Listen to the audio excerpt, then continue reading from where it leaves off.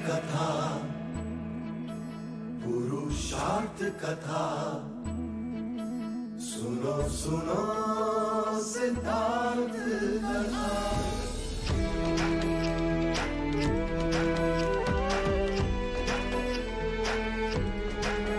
संसार में दुख का कारण क्या, संताप शोक का निवारण क्या। संसार में दुख का कारण क्या, संताप शोक का निवारण क्या। इस खोज में सब कुछ त्याग दिया, हर वैभव से वैराग लिया। वो सृष्टि से संयुक्त हुए, सिद्धार्थ से गौतम बुद्ध हुए।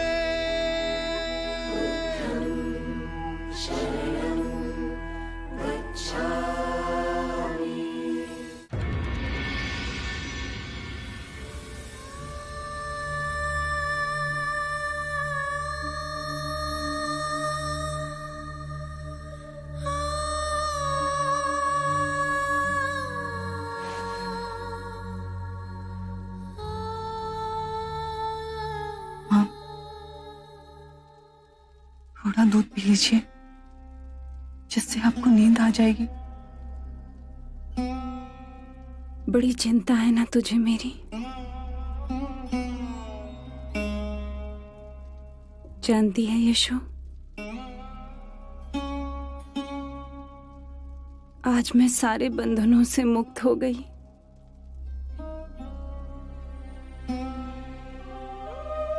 बेटा दूर चला गया, पौत्र भी हमें छोड़ के चला गया। एक महाराज का साथ था, और अब वो भी। कल सुबह प्रातः मैं निग्रोध वन जाकर बुद्ध से प्रवज्य ले लूंगी, भिक्षुक बन जाऊंगी। हाँ, मैंने आपको प्रातः बताया तो था।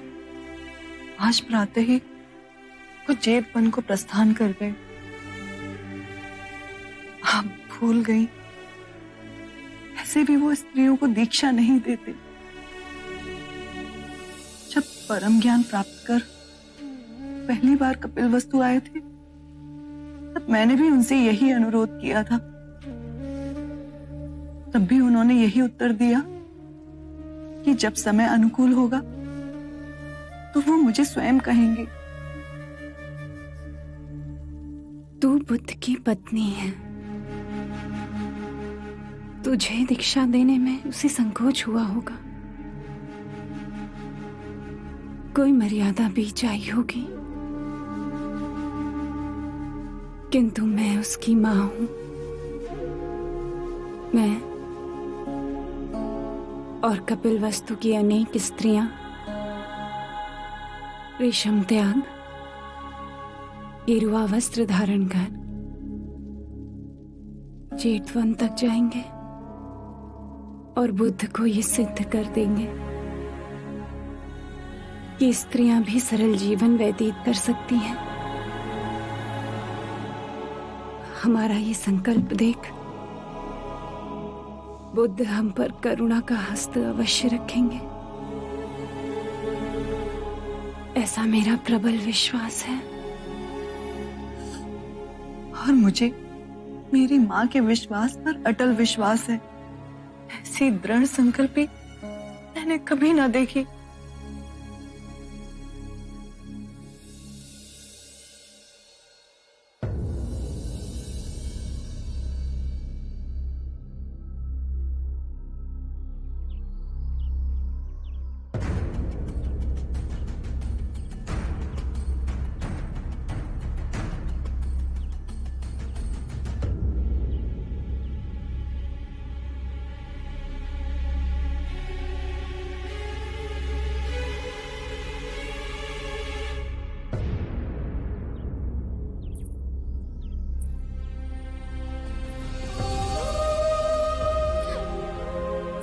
दीदी, इतना कठोर निर्णय दीदी, मैं आपको इस दशा में नहीं देख पाऊंगी। महादेवी, आप भाई महाराज के आशीर्वाद का हाथ हमारे सर पे नहीं रहा, अब क्या आपका हाथ भी हमारे सर पे नहीं रहेगा? इस जीवन में तुम सब जैसे प्रेम करने वाले भाई बहन मिले, तुम्हारा बड़ा उपकार है मुझ पर। और मुझे पूरा विश्वास है कि मेरी अनुपस्थिति में तुम धर्म और न्याय का पालन करोगे।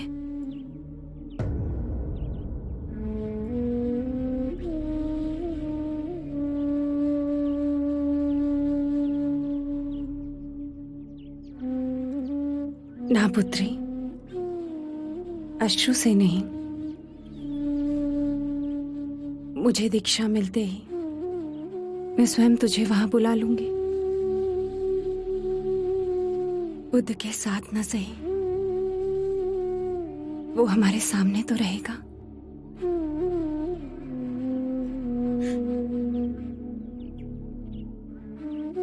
मंगला दीदी, मैं यशो को तुम्हें सौंपती हूँ। मेरी पुत्री का ध्यान रखना, उसके मन को कभी चोट ना पहुंचे। आज से यशो के आंसू मेरे, उसकी सारी पीड़ाएं मेरी। मैं ये तो नहीं कह सकती कि मैं कभी भी आपका स्थान ले सकती, परंतु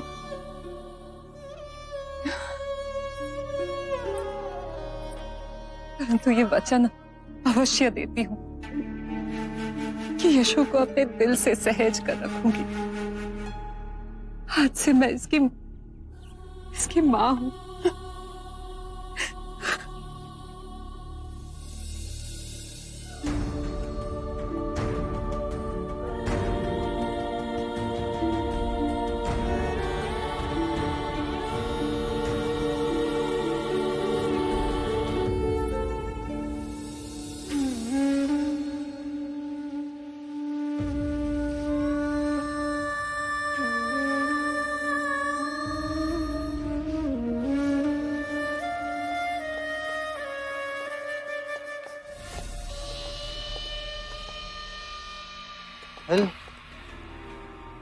ऐश्वर्य छोड़ के देवी प्रजापति भी भक्त की शरण में। हर तरफ बुद्ध की गूंज।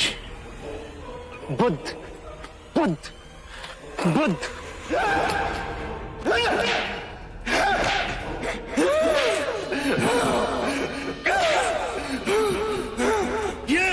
ये अजातशत्रु से मित्रता करने के लिए,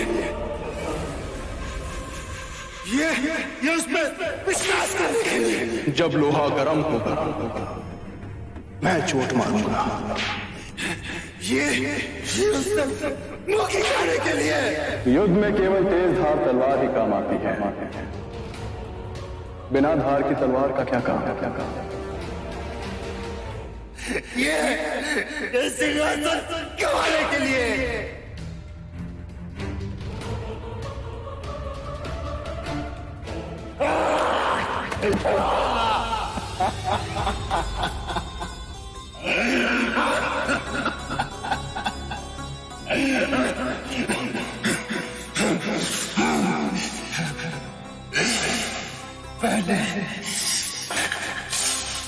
पहले सिद्धार्थ से,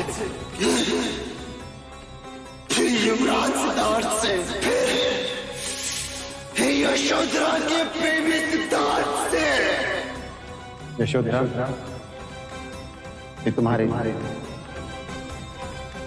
तुम मेरे लिए कुछ नहीं लाए सिद्धार्थ?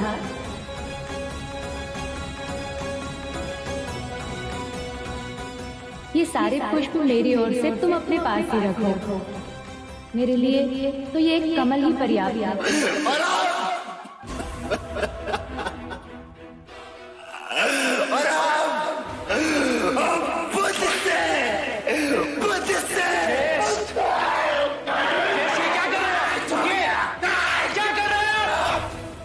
किस बात के लिए स्वयं को दंड दे रहे? किस बात के लिए?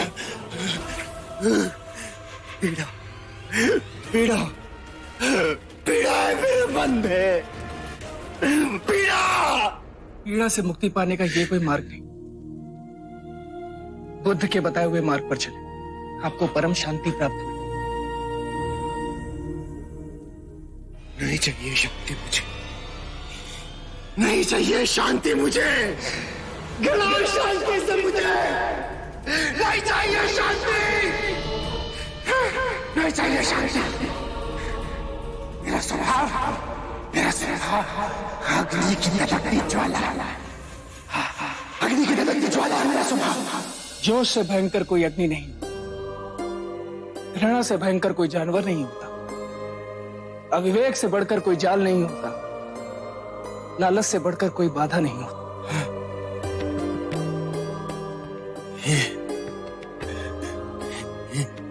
ये वाणी मेरी नहीं है, ये वाणी बुद्ध की है। ज्येष्ठ, आपको जिस रोग से पीड़ा हो रही है वो मन का रोग है। मेरा एक सुझाव मानेंगे आप? कुछ दिन के लिए भिक्षुक बनकर बुद्ध के साथ रहिए। कुछ दिनों में आपके मन का जड़ ठीक हो जाए, आप अपने अंदर एक रूपांतरण पाओगे, मन शांत हो।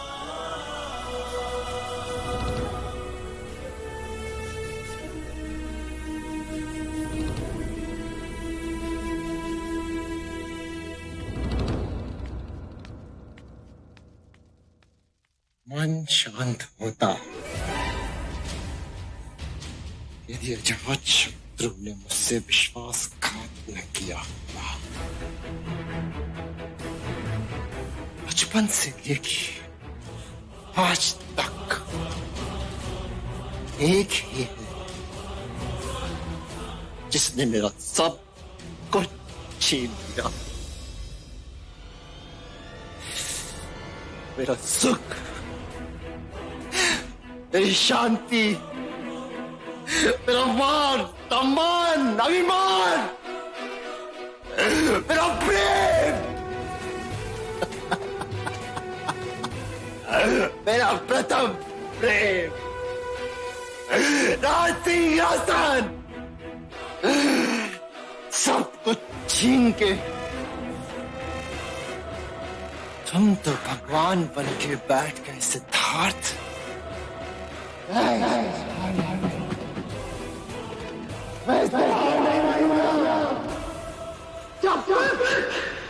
जब तक तुम्हारे शांति को तुम नहीं लूंगा, ये जाना मेरे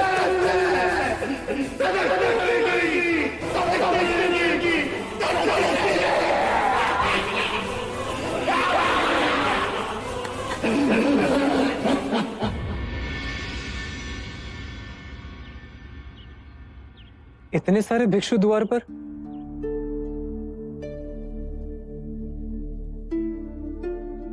प्रणाम महादेवी, आप यहाँ इस दशा में?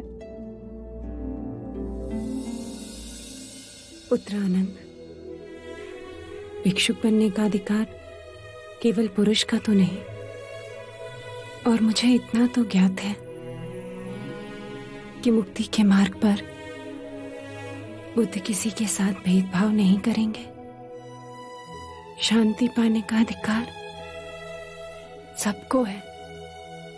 बुद्ध ने स्वयं कहा है, धनी, निर्धन, छूत, अछूत सब संग में आ सकते हैं। आशा है स्त्रियों के साथ भेद ना होगा। आप सब आए कैसे? हम सभी कपिलवस्तु से पद यात्रा कर आए हैं। 15 दिन हम रास्ते पर सोए, गांव से भिक्षा मांग खाया, बहुत आशा लिए आए हैं कि हमें निराशा ना मिले। आपने इतने कष्ट उठाए, सुन के पीड़ा हुई, परंतु आप तो जानती हैं कि बुद्ध संग में स्त्रियों को नहीं लेंगे। क्षमा, पर आपको लौटना होगा।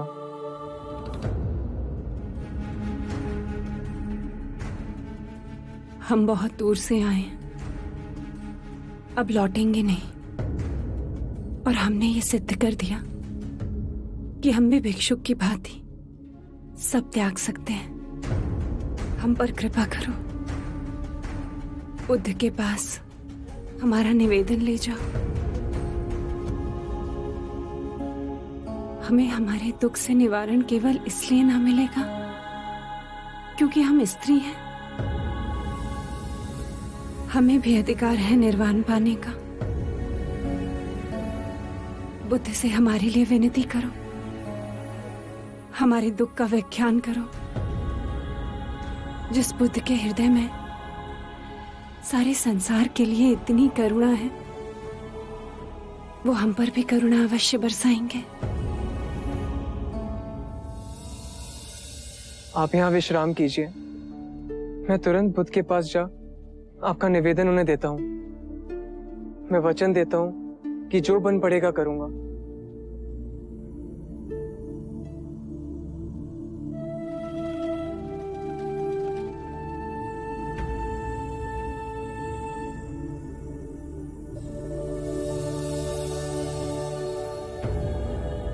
मन में कोई द्वंद्व उठा है आनंद? एक प्रश्न है, क्या स्त्रियों में भी क्षमता है कि वो साधना कर सके, समाधि पा सके, अरिहंत बन सके? कोई संदेह नहीं, स्त्रियों में महान शक्ति। तो संघ के द्वार स्त्रियों के लिए क्यों बंद हैं? शाक्य मुनि, महादेवी प्रजापति अपना सब त्याग कर गेरुआ धारण कर कपिलवस्तु से पैदल चल आपके पास आई हैं। उनके पांव रक्त से लथपथ छाले पड़े हुए हैं, ये सिद्ध कर कि जितनी यातना पुरुष झेल सकता है उतनी स्त्री भी झेल सकती है। आंखों में केवल एक ही आशा लिए और हाथ विनती से जोड़े कि उन जैसी स्त्रियों को आप दिशा दिखाएंगे। उन्होंने कहा है कि स्त्रियां पूर्ण जीव हैं, उन्हें भी अधिकार है मुक्ति पाने का। हे करुणा निधान, अपनी कृपा का हाथ उन दुखियारियों पे रखिए।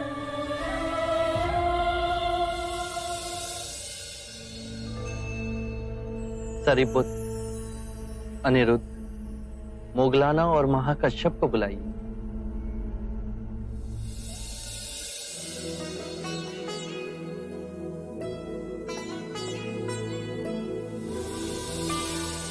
प्रणाम महादेवी। क्या? नहीं, मैंने जल का त्याग किया है। जब तक अब बुद्ध मुझे दीक्षा नहीं देंगे, मैं जल ग्रहण नहीं करूंगी। आप सबने जो 8 नियम बनाए हैं उससे मैं सहमत हूं। आनंद, तुम जाकर इन नियमों की जानकारी दे दो। यदि आप स्वयं आए तो माता प्रजापति को प्रसन्नता होगी।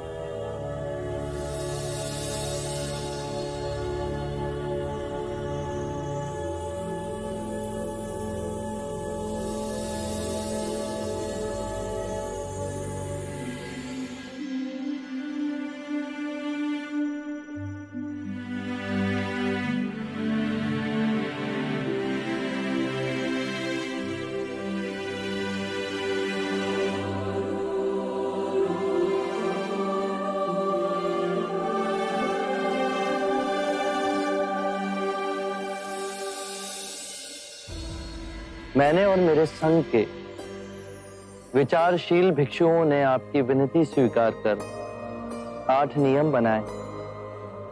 यदि आप सभी को ये नियम मान्य हो तो आज ही आपको दीक्षा दे भिक्षुनी बनाया जाएगा। आभार। ये नियम आपको आनंद समझाएंगे। कृपया कर ध्यान से सुनिए। 1, भिक्षुणी सदैव दूसरी भिक्षुणी को सम्मान देगी, चाहे वो आयु में उनसे बड़ी हो या उनसे साधना में अधिक वर्ष लगाए हों।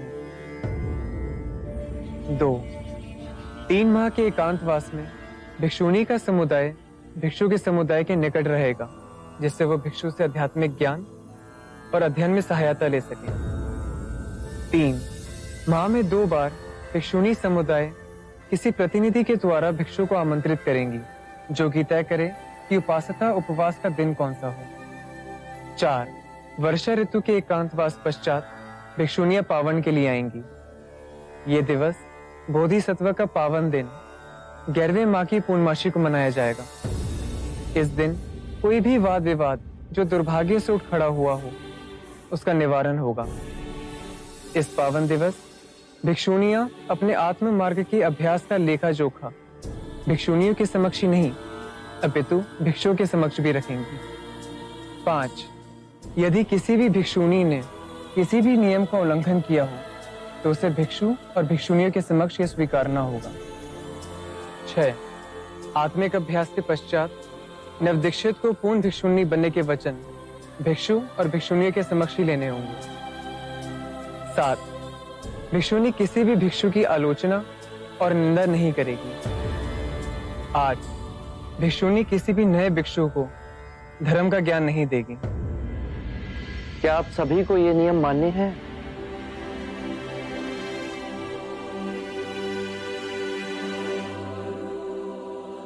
हाँ, हमें ये सारे नियम मान्य हैं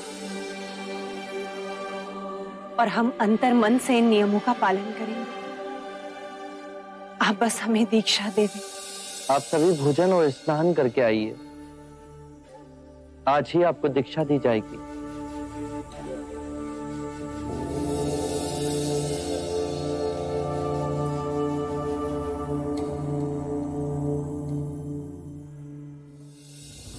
आप सब चिंता ना करें। ये नियम इसलिए बनाए गए हैं ताकि संघ के संचालन में कोई बाधा ना हो, कोई उपद्रव खड़ा ना हो। इन नियमों का पालन करकर हम आध्यात्मिक पथ पर आगे बढ़ेंगे। स्त्रियों को आज तक जिस मुक्ति से वंचित रखा गया वो आज हमें मिलने जा रही है। बुद्ध के इस कदम से हम सभी को मोक्ष में पुरुष के बराबर का हिस्सा मिलेगा।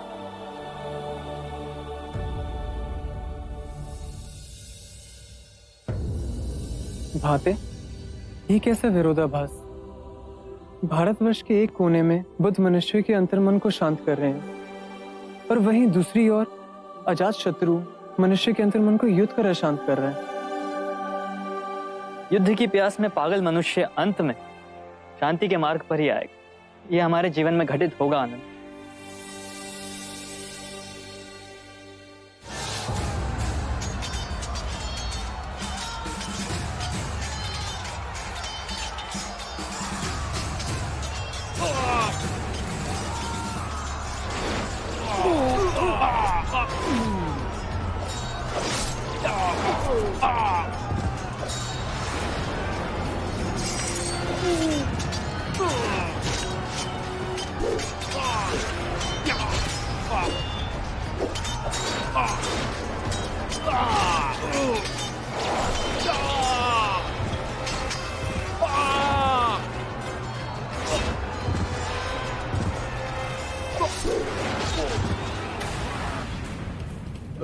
धैर्य रखो, धैर्य रखो सैनिक, धैर्य रखो। जल्दी रखो इसे। वैद्य जी, जल्दी लेप लेकर आइए। कितना रक्त बह रहा है इसका। जल्दी जल्दी। धैर्य रखो सैनिक, धैर्य रखो। रक्त का बहाव जल्द ही बंद हो जाएगा। मैं लौट के युद्ध के लिए जा पाऊंगा ना? अवश्य जाओगे। वैशाली के माथे पे विजय का मुकुट तुम ही पहनाओगे सैनिक। हमारी वैशाली की जीत होगी। हाँ, हमारी वैशाली अवश्य जीतेगी। हमारी वैशाली की जीत होगी। हमारी वैशाली ही जीतेगी। हमारी वैशाली की जीत होगी। हमारी वैशाली जीतेगी।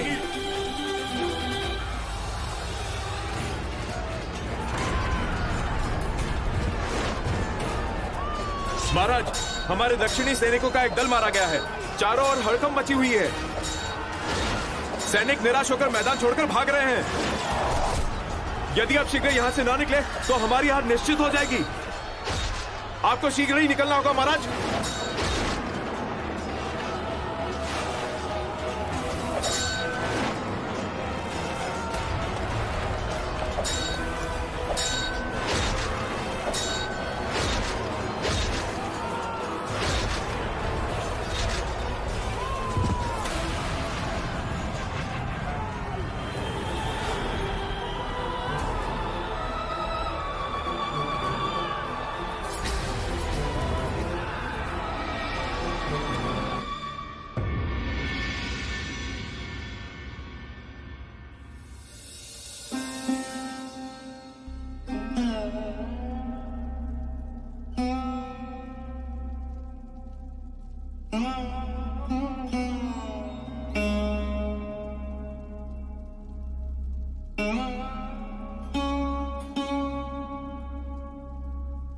मानव को क्या हो गया यदु? ये दूसरे की धरती पर मनमानी कर उत्तराधिकार करना? ये लहू की पिपासा कभी मिटेगी क्या? रोना आता है सोचकर कि बुद्ध जैसे विशाल व्यक्तित्व ने, जिसने मगध के जन जन को अहिंसा और शांति का मार्ग दिखाया, उस युग पुरुष की वाणी क्या किसी ने अंतरात्मा से समझने की कोशिश की? अगर अंतर साथ किया होता तो मगध लहू की होली ना खेलता। मगध के जन जन के हृदय में बुद्ध का संदेश है देवी अम्बा। पर अजात शत्रु जो अपने बल के नशे में चूर विवश कर उन्हें युद्ध के मैदान में लाया।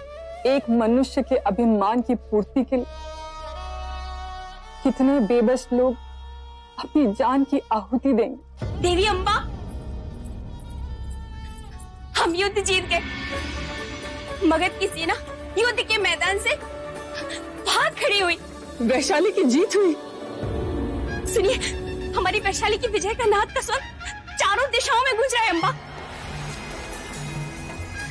वैशाली की, वैशाली की, वैशाली की, वैशाली की, वैशाली की, वैशाली की, वैशाली की, वैशाली की, वैशाली की, वैशाली की, वैशाली की। यदु, देखो तो, वो वैशाली का सैनिक घायल है। जाओ जल्दी से उसे ऊपर लेकर आओ। उषा, तुम भी वैद्य जी को बुला के लेकर आओ।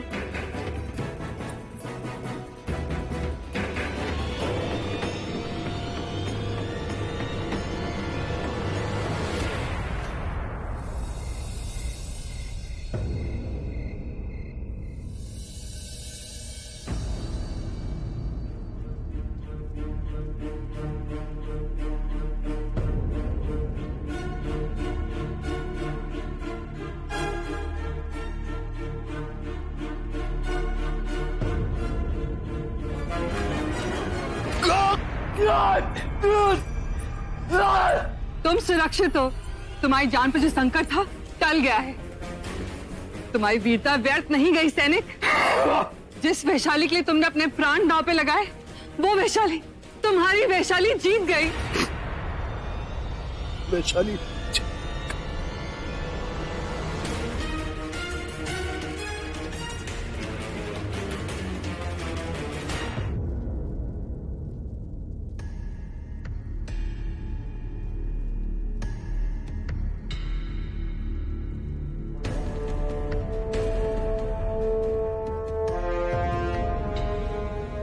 देवी अम्बा, घाव बहुत ही गहरा है और ज्वर भी इन्हें भीषण चढ़ गया है। अतः ये काढ़ा इन्हें 4-4 घंटे के अंतराल पर पिलाते रहिएगा। 1-2 दिन के पश्चात इन्हें अवश्य ही चेतना आ जाएगी। मुझे आज्ञा दीजिए। आइए वैद्यराज।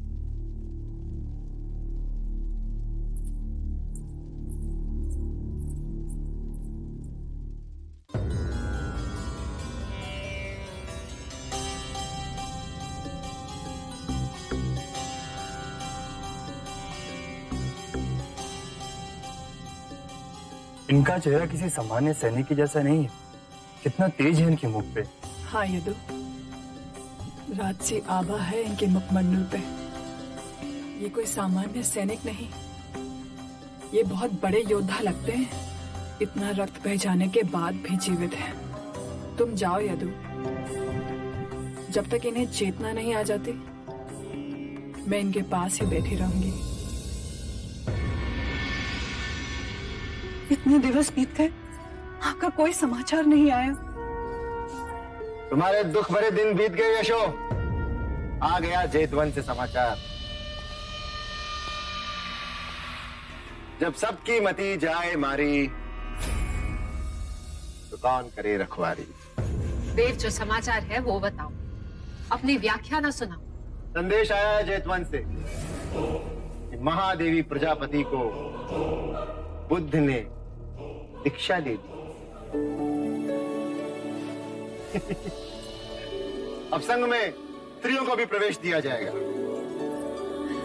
मुझे माँ के विश्वास पर अटल विश्वास था और इनके निर्णय पर मैं जीवन भर अडिग रही। तो उससे पाया क्या? तुम नहीं समझोगे। अब मेरे मार्ग में कोई भी बाधा नहीं है। मैं भी भिक्षु नहीं बन सकूंगी।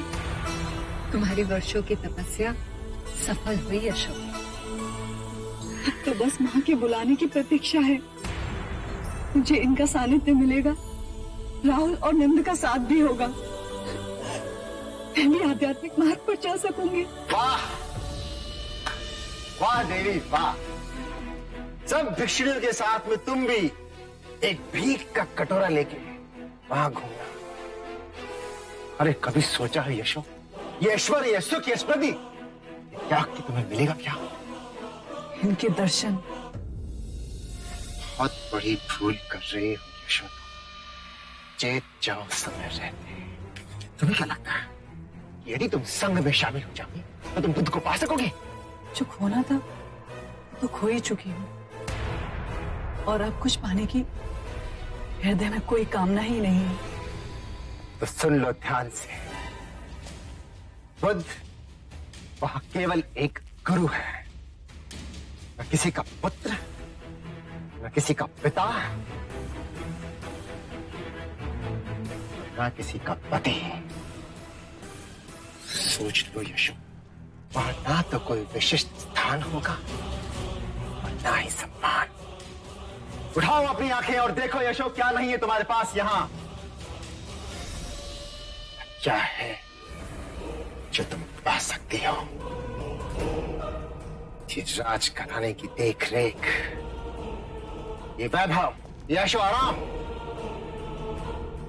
सब ठुकरा के एक भिक्षुणी बन के जीना बहुत कठिन होगा यशो।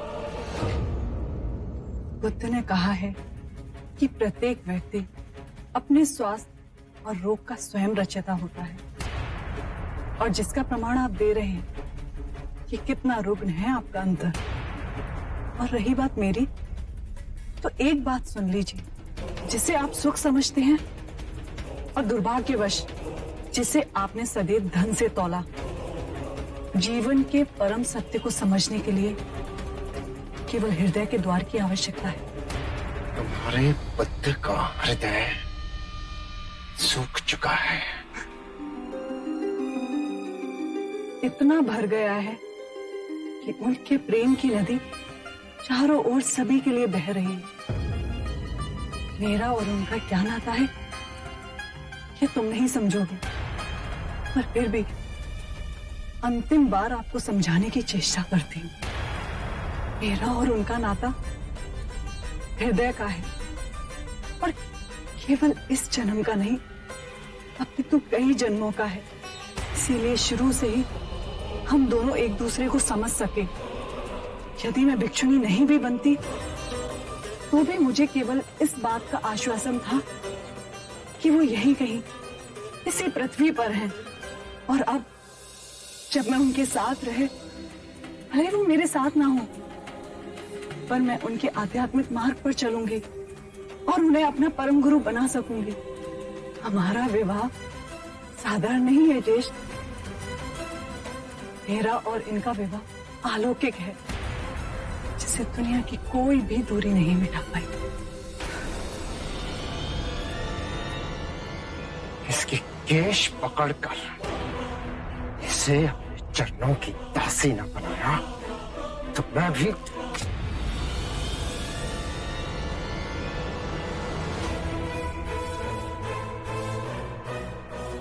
हाथ लगाने की चेष्टा भी की तो हाथ काट दूंगी, और ये आंख उठा दोबारा यशो को देखा भी ना, आंखें नोच लूंगी मैं।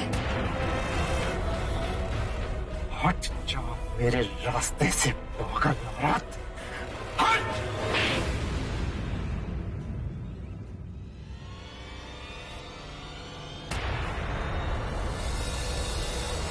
यही थप्पड़ मैंने तुझे बचपन में मार दिया होता तो आज मुझे ये दुर्दिन ना देखना पड़ता।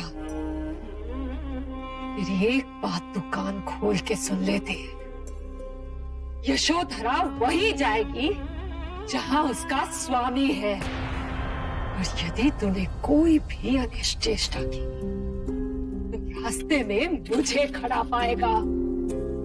यशो मेरी पुत्री है, समझा तू? ढाल बन के मैं खड़ी रहूंगी उसके रास्ते में। जा यहां से, जा।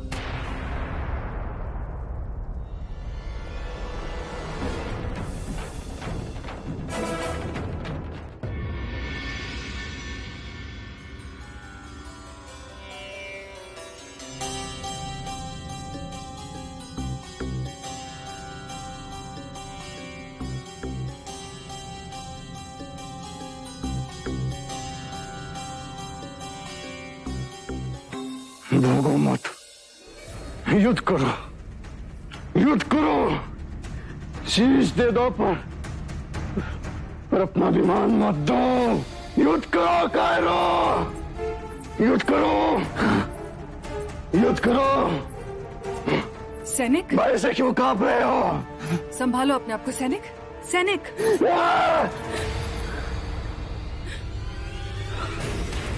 कौन हो तुम? मैं कहा हूँ? वैशाली में। वैशाली? मैं तो युद्ध में। वैशाली तुम जैसे शूरवीरों से धन्य है। वैशाली जीत गई युद्ध में और अजात शत्रु पराजित हुआ। सैनिक, हे ईश्वर, दासी। सैनिक, ये पी लो।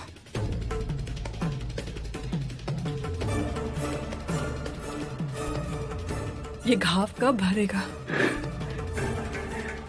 इतनी आसानी से मैंने भरने नहीं दूंगा। ये घाव भरेगा नहीं तो आपके प्राण को संकट है। मैं इतनी आसानी से मरूंगा भी नहीं।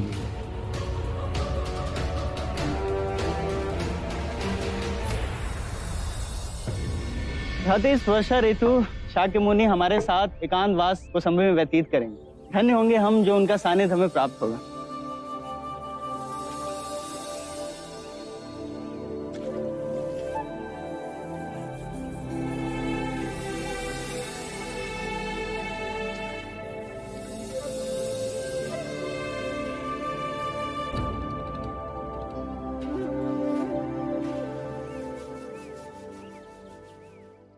सूत्राचार्य क्या बन गए? अपने आप को बुद्ध के बराबर समझते हैं। बड़ा अभिमान है। अब आप भी तो शिलाचार्य हैं, लेकिन आप तो कितने विनम्र हैं। अब देखना, हाथ धोकर बिना गंदा पानी फेंके और नया पानी भरे यहाँ से चले जाएंगे। अरे 2-3 दिन से यही कर रहे हैं। आप शिलाचार्य हैं, सब पर नियम लागू आप करते हैं। आज आप इन्हें रोकिए और इनके आचरण का विरोध कीजिए। सूत्राचार्य रुकिए। महानुभाव, क्या मुझे आपको शीलता का पाठ पढ़ाना होगा? बुद्ध सबको समान समझते हैं, तो नियम भी सब पर समानता से लागू होते हैं। क्या हो गया? खाने के झूठे हाथ धोकर वो गंदा पानी फेंक कर उस बर्तन में नया पानी भरना पड़ता है। मैं भूल गया। 2-3 दिवस से आप हमेशा भूल जाया करते हैं। इतनी तुच्छ बात को इतना तुल क्यों दे रहे हैं? देना पड़ता है क्योंकि यहाँ कोई भी आपका दास नहीं। मैं सूत्राचार्य हूँ। आप मुझे शालीनता सिखाने से पहले विनम्रता सीखिए। सूत्र क्या सिखाए? आप बात करना भी आप सिखाएंगे? आप शिलाचार्य को सम्मान दीजिए। कैसे सम्मान दें? अपने क्रोध पे तो आपका वश है नहीं। शिलाचार्य जी को समय और अवसर का कोई ज्ञान है नहीं। आप शिलाचार्य का अपमान कर रहे हैं। तो वे कौन सा सूत्राचार्य पे फूलों की वर्षा कर रहे हैं? सूत्राचार्य तो आपके शिलाचार्य से कहीं अधिक गुणी। इनके गुण तो हम देख चुके। आप ईर्ष्या करते हैं मुझसे। मैं क्यों ईर्ष्या करूंगा आपसे? मैं तो केवल आपको आचरण समझा रहा हूँ। आचरण समझाने का ये कौन सा तरीका है? तो क्या करूं? कोई गलती करता है, आप तो गलतियां दोहराते ही जा रहे हैं। इससे यह समझ आता है कि सबके लिए आपके मन में समान भाव नहीं है। आपने ये निष्कर्ष कैसे निकाल लिया? यदि आपके मन में समान भाव होता तो आपके बाद में आने वाले भिक्षु को क्या सेवक समझते आप, जो आपकी छूटन उठाए? आपके मन में मेरे लिए बैर है। मैं क्यों बैर पालूंगा? गलती की है तो मान जाइए, गुण तो हम देख चुके हैं। बुद्ध के भिक्षु कहलाते हैं अपने आप को, और इतनी छोटी सी बात का पतंगड़ बना रहे। इस तरह का उपद्रव करने से संघ में फूट पड़ेगी, और ये बात बाहर जाते हुए कोई समय ना लगेगा। संघ का नाम खराब हो, इससे पहले मैं तुरंत जहां बुद्ध को इसकी सूचना देता हूँ। ऐसी भी क्या बड़ी गलती कर दी मैंने? लो, अब आपको अपनी गलती बड़ी नहीं लग रही। आप कोई पुरानी शत्रुता निकाल रहे हैं मुझसे। आप अपनी गलती स्वीकार नहीं कर रहे हैं, आप झूठे हैं। मैं झूठा हूँ? हाँ।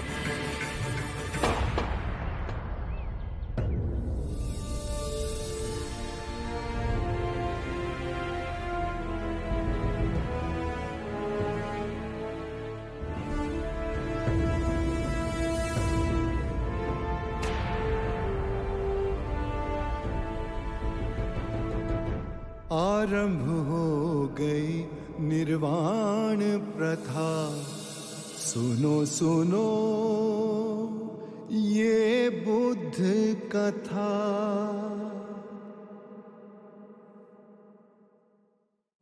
जोश से भयंकर कोई अग्नि नहीं, घृणा से भयंकर कोई जानवर नहीं, अविवेक से बढ़कर कोई जाल नहीं, लालच से बढ़कर कोई बाधा नहीं।